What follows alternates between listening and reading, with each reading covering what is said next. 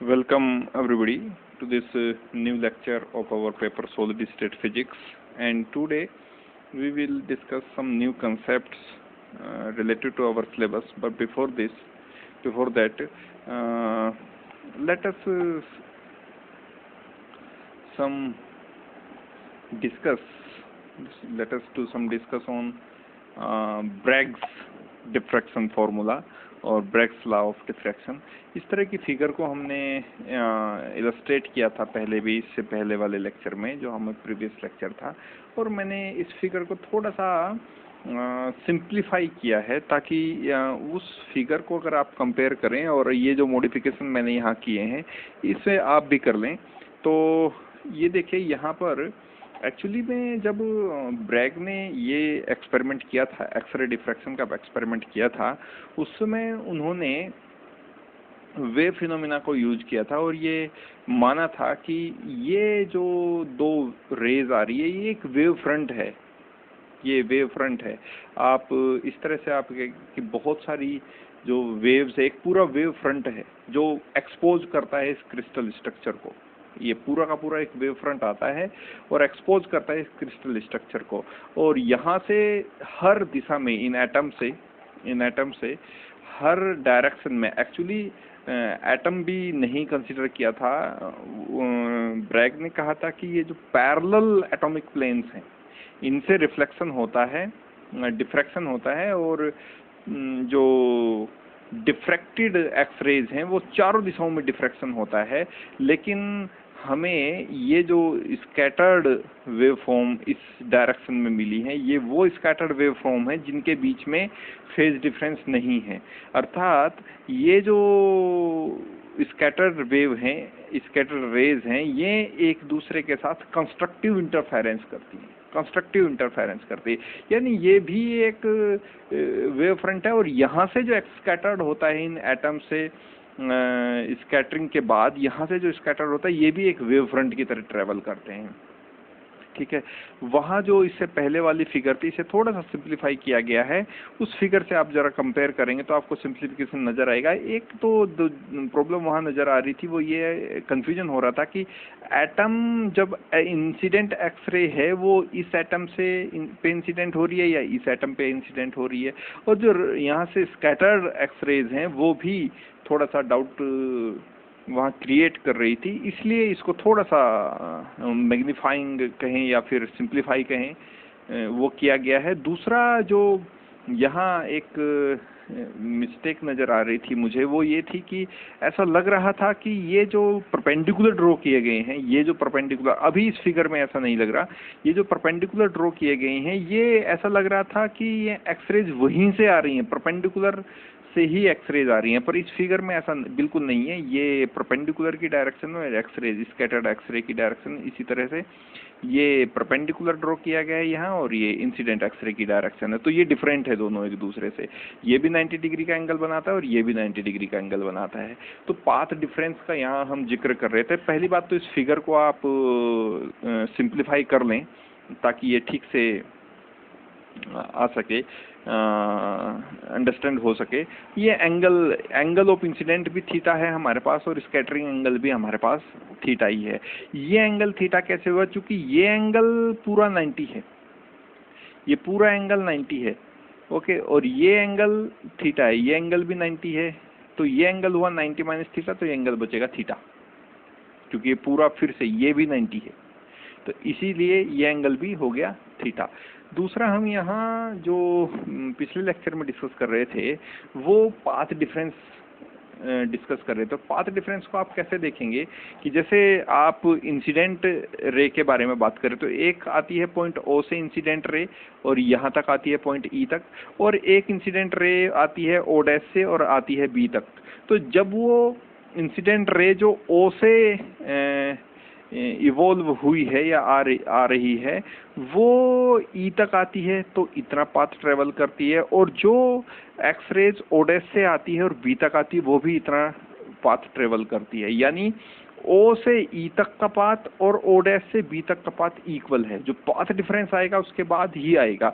यहाँ भी हम इसी तरह से कह सकते हैं कि जो ई से पी डैश तक का पाथ है ये भी इक्वल है डी से पी डबल डैश तक के पाथ के बराबर है।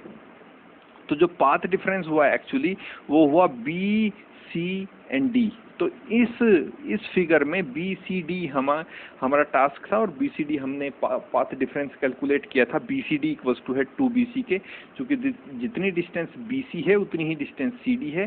That means B C is equals to C D, that's why B C D is equals to 2BC।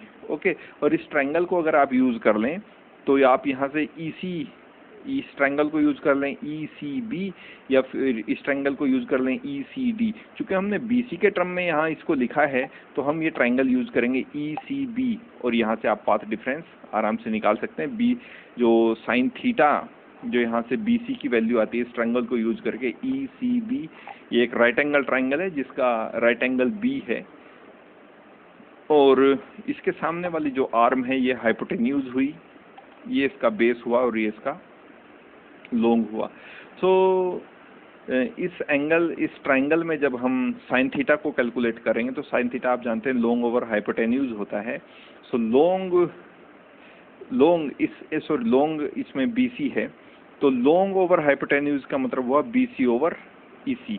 तो BC ओवर EC हम निकालेंगे तो हमारे पास आएगा BC equals to D sine theta. इसको वापस यहाँ से रखेंगे तो हमारे पास जो पाथ डिफरेंस आएगा वो आ जाएगा 2D साइन थीटा। आगे की कैलकुलेशन बिल्कुल सेम है, बस फिगर को थोड़ा सा सिंप्लीफाई किया गया है ताकि वो जो कंफ्यूजन हो रहा था कि ये जो स्कैटर्ड वेव है इस एटम से भी क्या स्कैटर हो रही है, या फिर ये जो इंसिडेंट रे है क्या इससे भी ये स्कैटर इससे भी हो सकती है, इस बात की पॉसिबिलिटी बिल्कुल है कि ये स्कैटरिंग रे अगर ये एटम इसके रास्ते में होता है तो इससे भी स्कैटर होती। लेकिन क्या स्कैटरिंग की उतनी ही एनर्जी यहाँ तक आ पाती?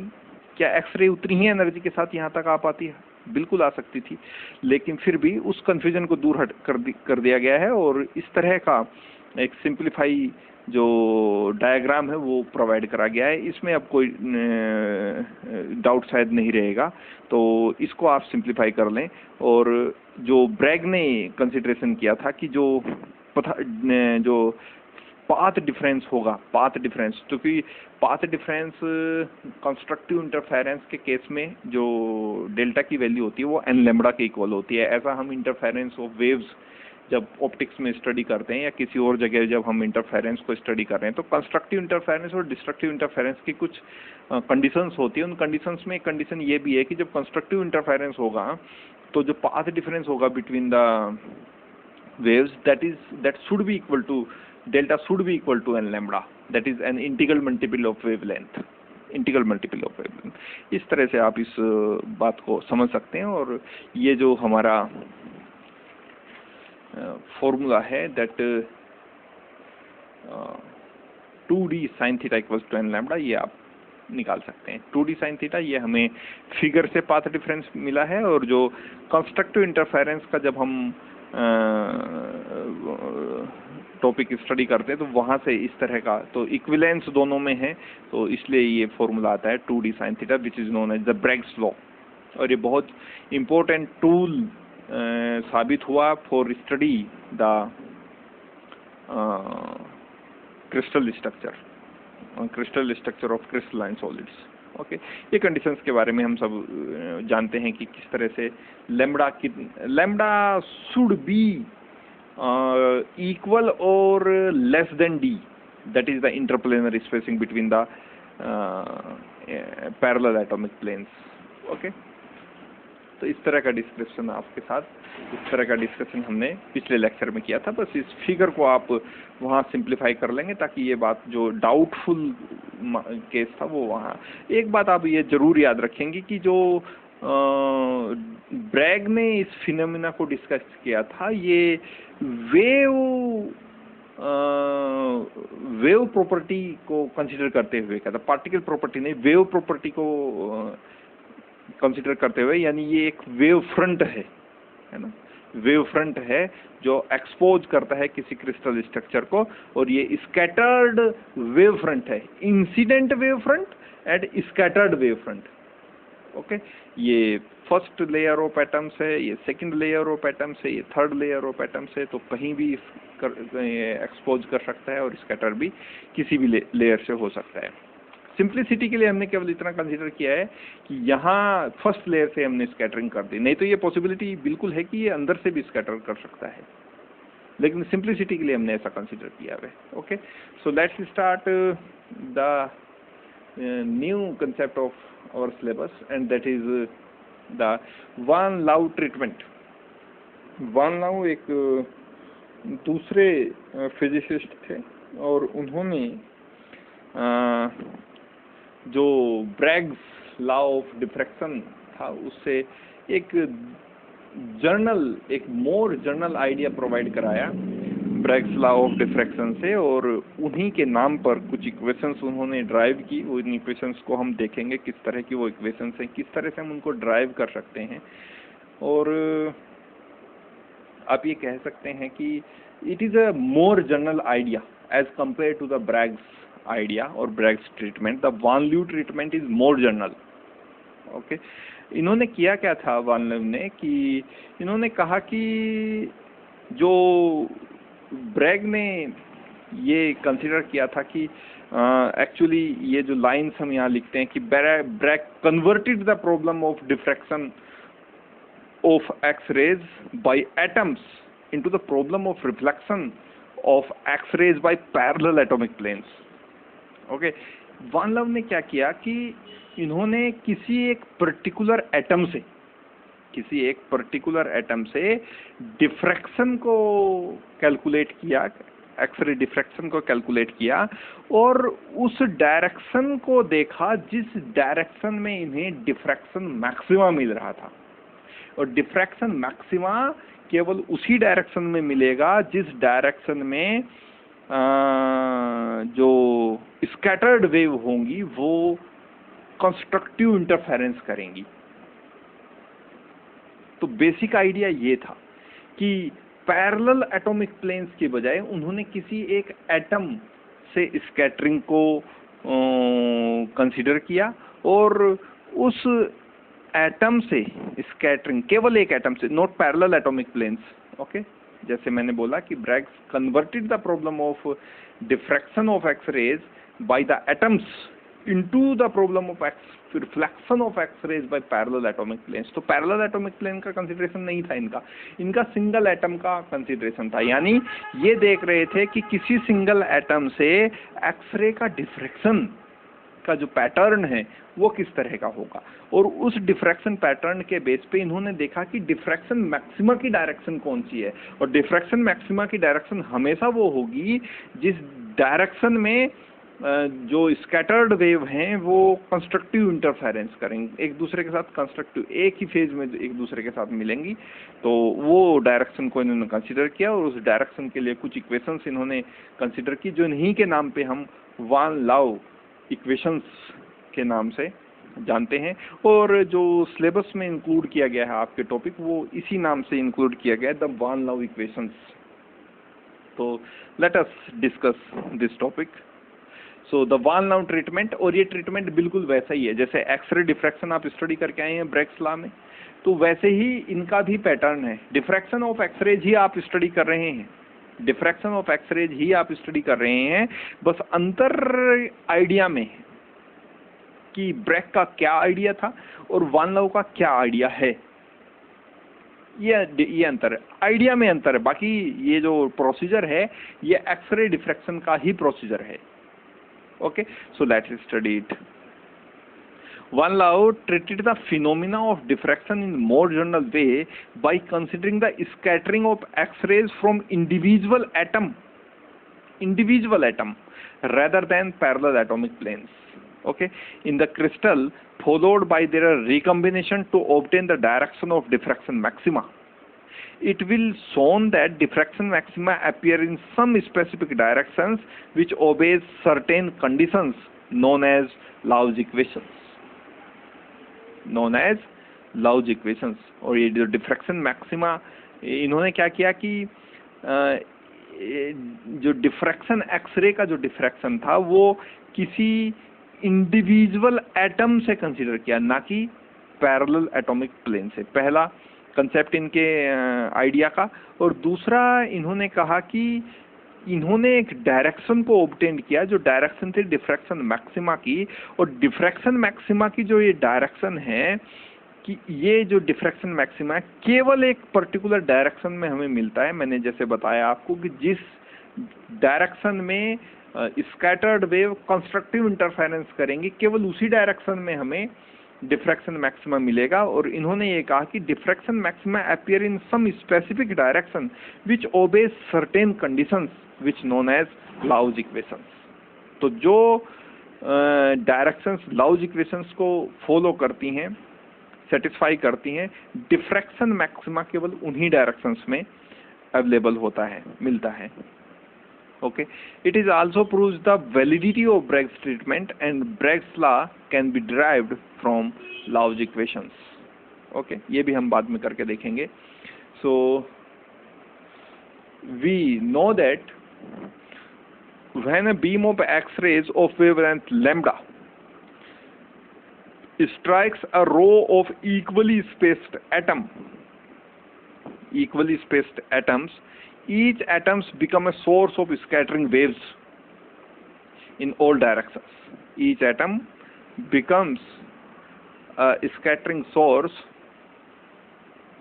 of scattering waves in all directions, which is transformed in a certain direction to produce the various orders of diffraction spots.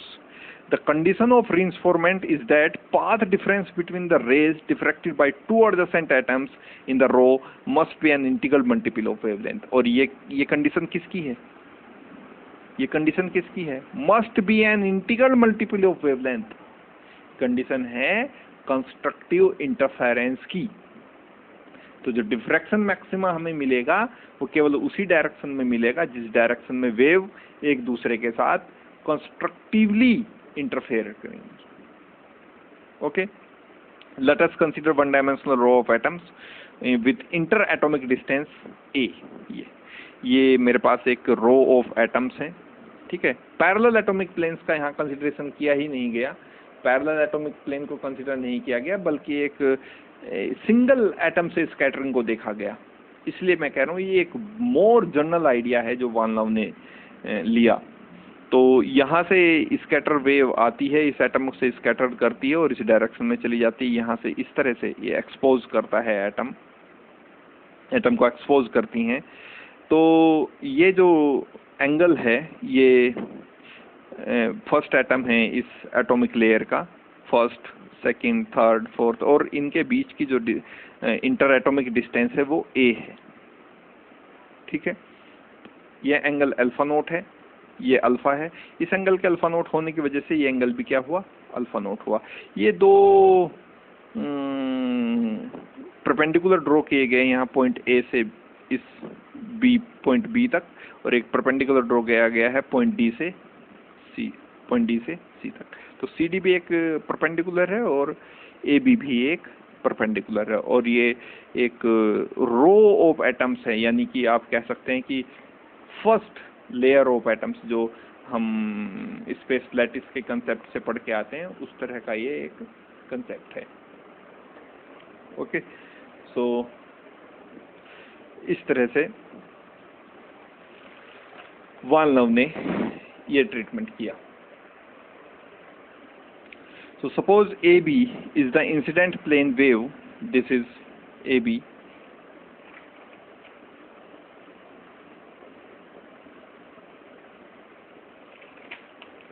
this AB, फिर से वेव फ्रंट है। वेव फ्रंट का मतलब फिर से हमारे पास यहाँ एक्सपोज जो कर रहे हैं एटम को एक वेव फ्रंट है ना, वो नंबर ऑफ वेव्स हैं जो इस एटम इस लेयर को एक्सपोज कर रही हैं, और इसका एक वेव फ्रंट ये है AB इसका एक वेव फ्रंट है, और CD इसका स्कैटर्ड वेव का वेव फ्रंट है। ओके, और ये जो एंगल ऑफ इंसिडेंट है यहाँ अल्फा नोट कंसिडर किया गया है, और जिस एंगल पे स्कैटर्ड होती है वो अल्फा कंसिडर किया गया है। इन दोनों एटम के बीच की इंटर एटॉमिक डिस्टेंस को हमने यहाँ कंसिडर किया है, inter atomic distance is A। Okay, so so suppose A B is the incident plane wave front, मैंने बोला है वेव फ्रंट, क्योंकि ये ब्रैग हो या फिर वान लाउ हैं, इन्होंने वेव नेचर को यहाँ यूज किया है, इसलिए वेव फ्रंट का यहाँ बार बार जिक्र आ रहा है, वेव नेचर को यूज किया है। Suppose AB is the incident plane wavefront making an angle alpha naught with a row of atoms, and CD is the diffracted plane wavefront living at an angle of alpha with the same row atoms. Okay, then the path difference between the constructive rays is a delta equals to AC minus BD. ये path difference होगा, तो दोनों के बीच में path difference कितना होगा? AC minus BD। देखिए यहाँ तक ये दो रे यहाँ तक एक समान पाथ ट्रेवल करके आई इन दोनों पॉइंट्स तक, और इसके बाद भी ये दोनों एक जैसा पाथ ट्रेवल करेंगी, तो जो पाथ डिफरेंस होगा वो केवल इन्हीं पॉइंट्स के बीच में मिलेगा। तो एसी में से अगर मैं बीडी को सब्ट्रैक्ट कर दूं तो ये इन दोनों वेव्स के बीच के पाथ डिफरेंस को मुझे बता देगा। मैं फिर से रिपीट कर रहा हूँ, ये एक प्लेन वेव फ्रंट है और ये भी एक प्लेन वेव फ्रंट है। ओके, ये वेव आ रही है यहाँ तक, ये वेव आ रही है यहाँ तक, यानी ये रास्ता जो प्लेन वेव फ्रंट ने तय किया है ये इक्वल है, और इसके बाद जो सी के आगे वाला रास्ता है और डी से आगे वाला रास्ता है ये भी दोनों के बीच में एक जैसा है। तो जो पाथ डिफरेंस मिलेगा वो इन दोनों पॉइंट्स के बीच में मिलेगा, और क्लियरली आपको ये दिख रहा होगा फिगर से भी कि जो एसी वाला जो पाथ है वो बीडी से ज़्यादा है। तो जो पाथ डिफरेंस मिलेगा दोनों वेव्स के बीच में, दोनों रेज के बीच में, वो मिलेगा हमें किससे? डेल्टा से, क्योंकि पाथ डिफरेंस आपको पता है कि पाथ डिफरेंस को हम किससे रिप्रेजेंट करते हैं? डेल्टा से रिप्रेजेंट करते हैं। तो पाथ डिफरेंस को हम कैलकुलेट करेंगे और वो होगा delta equals to A C minus B D. This is the path difference between the two wave fronts, या टू वे रेज भी आप कह सकते हैं। एक इंसिडेंट रे है, दूसरा स्कैटर्ड रेज है। बस अंतर केवल इतना है कि जिस तरह से पैरेलल एटॉमिक प्लेन्स,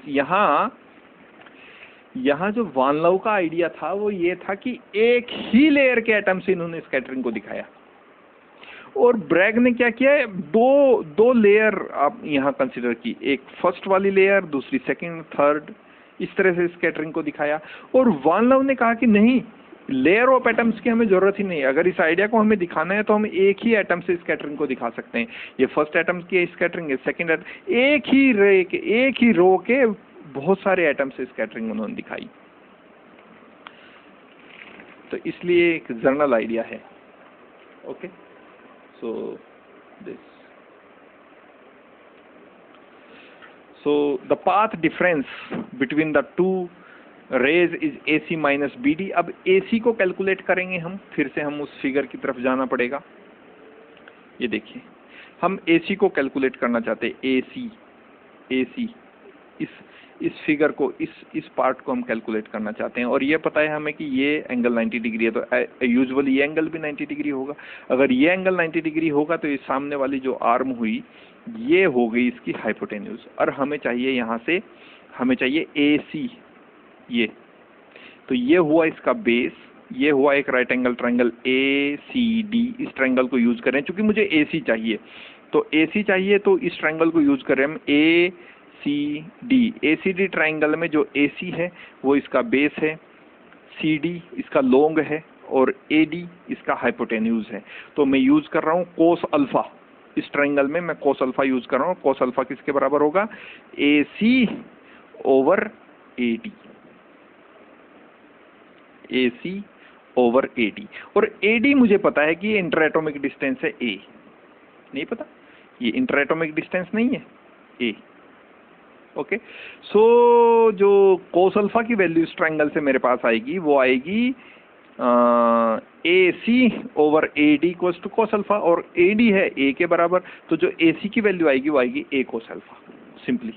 अब मैं इस ट्रायंगल को यूज कर रहा हूँ, इस ट्रायंगल में ये एंगल 90 डिग्री है, तो एज यूजुअल ये एंगल भी 90 डिग्री हुई। ये एंगल 90 डिग्री है तो इसके सामने वाली जो आर्म है ये हाइपोटेन्यूज होगी, ठीक है। और इस वाली आर्म में अब मैं यूज कर रहा हूँ, फिर से मैं कोस अल्फा यूज कर रहा हूँ, और ये एंगल इस बार अल्फा नोट है। तो ये जो सामने वाली जो आर्म हुई ये हुआ इसका लॉन्ग, ये सॉरी नहीं, ये हुआ इसका बेस, ये हुआ इसका लॉन्ग, और ये हुआ इसका हाइपोटेन्यूज। ओके, सो फिर से मैं इस ट्रायंगल ए बी डी में कोस अल्फा नोट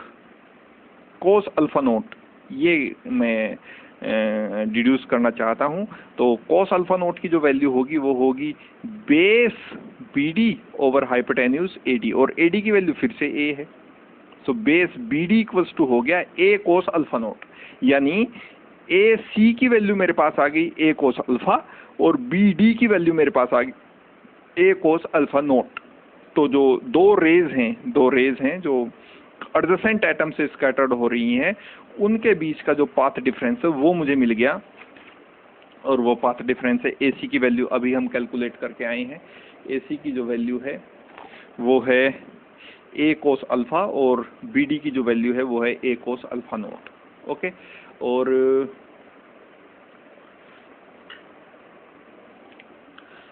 यहाँ से इस इक्वेशन से आप देख रहे होंगे कि ए कॉमन है, तो ए कॉमन हमने कर लिया। यहाँ हमें बचा कोस अल्फा, और यहाँ हमारे पास बचता है cos alpha naught. Okay, and a diffracted beam is observed only if A cos alpha minus A cos alpha is an integral multiple of lambda, where e is an integral, any integral. Okay, तो A diffracted भी हमें कब दिखेगा, spot कब होगा, क्योंकि अगर destructive interference हो गया तो हमारे पास डिफ्रैक्शन जो पैटर्न बनेगा वहाँ कुछ मिलेगा ही नहीं, क्योंकि डिफ्रैक्शन पैटर्न में कंस्ट्रक्टिव और डिस्ट्रक्टिव इंटरफेरेंस होता है। तो केवल हमें डिफ्रैक्शन पैटर्न तभी मिलेगा, a diffracted beam is observed only if when this path difference is an integral multiple of wavelength, यानी इन दोनों वेव्स के बीच में, इन दोनों वेव्स जो स्कैटर्ड वेव हैं इनके बीच में कंस्ट्रक्टिव इंटरफेरेंस होना जरूरी है, कंस्ट्रक्टिव इंटरफेरेंस होना जरूरी है, यानी ये दोनों वेव्स एक फेज में होनी जरूरी है, तभी इनके बीच में क्या हो पाएगा, कंस्ट्रक्टिव इंटरफेरेंस हो पाएगा, तभी इनके बीच में कंस्ट्रक्टिव इंटरफेरेंस हो पाएगा। तो ये जो पाथ डिफरेंस है डेल्टा शुड बी और must be is an integral multiple of lambda, and this is my equation number first, where E can take any value 0, 1, 2, 3 is an integer giving the order of diffraction। जैसे Bragg's law में n role play करता था, तो same role यहाँ play कर रहा है E। वो जो n था वहाँ भी ऑर्डर ऑफ रिफ्लेक्शन एक्चुअली वहाँ दिखा रहा था, और ये दिखा रहे हैं मेरे पास यहाँ order of diffraction। Okay, so this equation will be satisfied by all the diffracted beam lying on the concentric cone। This equation number first will be satisfied by all the diffracted beam lying on the concentric cone with respect to the line of atoms and has the semi apex angle alpha। फिर से इस figure की तरफ जाते हैं, और जितने भी ये डिफ्रैक्टेड बीम्स हैं, ये इस कोन पर जितने डिफ्रैक्टेड बीम्स लाई करेंगे, जबकि इसका ये जो सेमी एपेक्स एंगल है, ये सेमी एपेक्स एंगल ये अल्फा होना चाहिए, यानी इस कोन पर जिसका सेमी एपेक्स एंगल अल्फा है, जितने डिफ्रैक्टेड बीम लाई करेंगे ये सब के सब उस इक्वेशन को सेटिस्फाई करेंगे, ठीक है। और ये केवल दो एडजेसेंट एटम्स के लिए था, और ऐसा ये सबके लिए हो सकता है, इस एटम के लिए भी, इन दोनों एटम्स के लिए भी ऐसा कोन ड्रॉ किया जा सकता है, इन दो एटम्स के लिए भी ऐसा कोन ड्रॉ किया जा सकता है। और ये कोई फाइनाइट साइज तो नहीं है एटम्स का, इसलिए डॉटेड इधर भी है और इसलिए डॉटेड इधर भी है। तो जितने भी एडजेसेंट एटम है सबके लिए इस तरह का कोन ड्रा किया जा सकता है। Okay, so let's see this. तो मेरे पास यहाँ बहुत सारे कॉन्स मिल जाएंगे मुझे, वो कैसे देखिए। So this equation number first, okay, this equation number first will be satisfied by all the diffracted beam lying on the concentric cone with respect to the line of the atoms and has the same apex angle alpha. Thus, for any given angle of incidence, there will be a series of concentric cones surrounding of the rows of atoms, where each cone represents various order of diffraction. जैसे ये figure आपको दिख रही होगी, तो ये जो है एक जीरो ऑर्डर का डिफ्रैक्शन है, ये फर्स्ट ऑर्डर डिफ्रैक्शन, ये सेकंड ऑर्डर, इधर -1 इधर -2, तो ये बहुत सारे कॉन्सेंट्रिक कॉन्स इस तरह से आप ड्रॉ कर सकते हैं. तो for any given angle of incidence, किसी भी गिवन एंगल ऑफ इंसिडेंस के लिए, there will be a series of concentric cones surrounding the rows of atoms which where each cone represents various order of diffraction. The direction of primary beam is indicated by the downward arrow, इस arrow के द्वारा, ये जो downward arrow है, while the higher order diffraction are indicated by the numbers 1 2 3 -1 -2 -3, इस तरह से. Okay, ये diffraction cone around the rows of atom, इस तरह के डिफ्रैक्शन कोन. और ये डिफ्रैक्शन कोन कहाँ से आए हैं हमारी स्टडी में? यहाँ से. ये जो डिफ्रैक्शन पैटर्न बनाएंगी जाके पर्दे पर, ये केवल तभी बनाएंगे जब इन दोनों वेव के बीच में कंस्ट्रक्टिव इंटरफेरेंस होगा. इसलिए सेमी एपेक्स एंगल वाला अल्फा वाला एक ऐसा कोन अगर हम ड्रॉ करें जिस पर ये जितने डिफ्रैक्टेड बीम हैं सारे के सारे कंस्ट्रक्टिव इंटरफेरेंस करें, और या फिर उस इक्वेशन को सेटिस्फाई किए, तो जितने भी एडजेसेंट एटम्स हैं इन सब के लिए हम बहुत सारे कॉन्सेंट्रिक कॉन्स को ड्रॉ कर सकते हैं. Okay, now if we assume S naught cap and S cap as the unit vectors respectively in the direction of incident and diffracted beam, and A is the translation vector along the x-axis, then the vector notation of equation number first can be written as, देखिए फिर से इस figure पे लेके चलते हैं. ये देखिए, ये जो यूनिट वेक्टर है इसको मैं यूनिट वेक्टर की फॉर्म में लिख देता हूँ. Unit vector. ये जो यूनिट वेक्टर है S नोट, ये इंसिडेंट रे की डायरेक्शन का यूनिट वेक्टर है, और ये जो S कैप यूनिट वेक्टर है ये डिफ्रैक्शन जो स्कैटर्ड वेव है उसकी डायरेक्शन का वेव वेक्टर है, यूनिट वेक्टर है. ओके, अब मैं ये जो मेरे पास इक्वेशन है, इक्वेशन नंबर फर्स्ट, इतनी इंफॉर्मेशन के साथ और लेटिस ट्रांसलेशन वेक्टर भी उन्होंने कंसिडर किया है A, तो इस इक्वेशन नंबर फर्स्ट को, इस इक्वेशन को मैं वेक्टर फॉर्म में लिखना चाहता हूँ. तो वेक्टर फॉर्म में लिखने के लिए चूंकि ये कोस है, कोसाइन है, डायरेक्शन कोसाइन है, तो इसको मैं कैसे लिख सकता हूँ? ये देखिए, इसको मैं कैसे लिख सकता हूँ? Lattice translation vector A, this is my lattice translation vector A, this is my lattice translation vector A is the lattice translation vector along the x direction.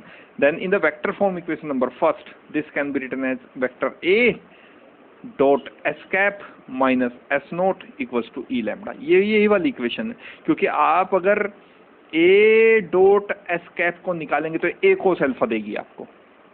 Dot product of two vectors gives always you A dot B, vector A dot vector B gives you AB cos theta, where theta is the angle between the vectors. Okay, when they place tail to tail, remember this last line, when they place tail to tail, although when you define the dot product between the two vectors, the definition is end up only these wording that the dot product between the two vectors is equals to vector A dot vector B equals to AB cos theta, but where theta is the angle between the vectors,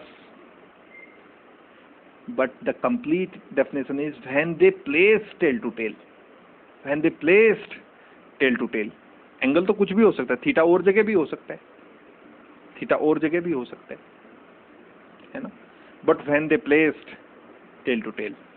so A vector का unit vector के साथ dot product होगा तो ये मुझे देगा A cos alpha, और चूंकि ये जो यूनिट वेक्टर है S, ये स्कैटर्ड डायरेक्शन का यूनिट वेक्टर और यहाँ एंगल अल्फा है, और एस नोट जो यूनिट वेक्टर है वो इंसिडेंट डायरेक्शन का यूनिट वेक्टर है, और यहाँ जो इंसिडेंट एंगल है वो अल्फा नोट है।